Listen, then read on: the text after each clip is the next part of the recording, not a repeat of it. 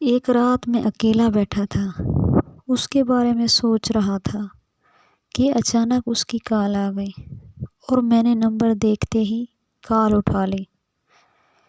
وہ رو رہی تھی اور مجھ سے کہنے لگی، پلیز مجھے معاف کر دینا، مجھے پتہ ہے میں نے آپ کے ساتھ بہت غلط کیا ہے، مجھے ایسا نہیں کرنا چاہیے تھا، لیکن تم ہی بتاؤ یار میں کیا کرتی۔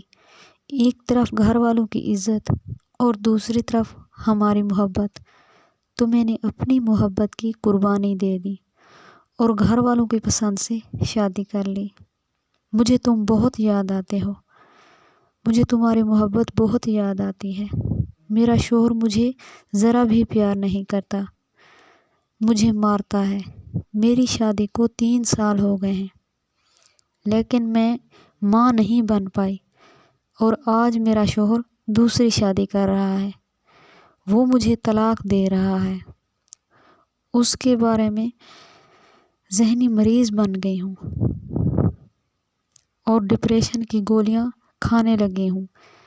مجھے نہیں پتا میں کب ختم ہو جاؤں، اس لیے میں نے سوچا تم سے اپنی غلطی کی معافی مانگ لوں۔ اور ویسے بھی تم تو مجھے یاد بھی نہیں کرتے ہوگے، تم تو اپنی زندگی میں بہت آگے بڑھ چکے ہوں گے، میری یاد تمہیں کہاں آتی ہوگی۔ میں بس اپنی زندگی کے کچھ آخری لمحات آپ کے ساتھ گزارنا چاہتی تھی۔ لیکن یہ کہہ کر اس نے کال بند کر دی۔ مجھے اس نے بولنے کا موقع ہی نہیں دیا، اور پھر دوبارہ کبھی میرا اس کے ساتھ رابطہ نہیں ہوا۔ مجھے بہت افسوس ہے کہ اب تم اس دنیا میں نہیں ہو۔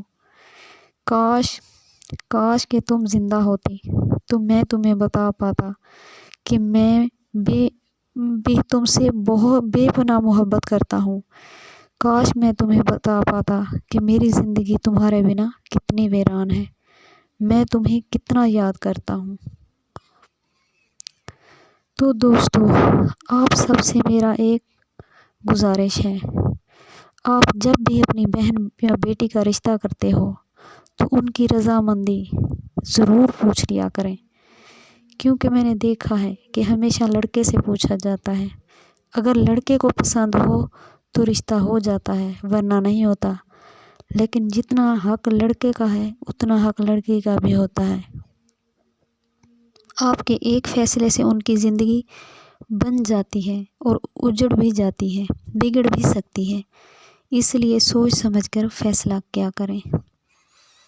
خدا سب کی بہنوں کے نصیب اچھے کرے۔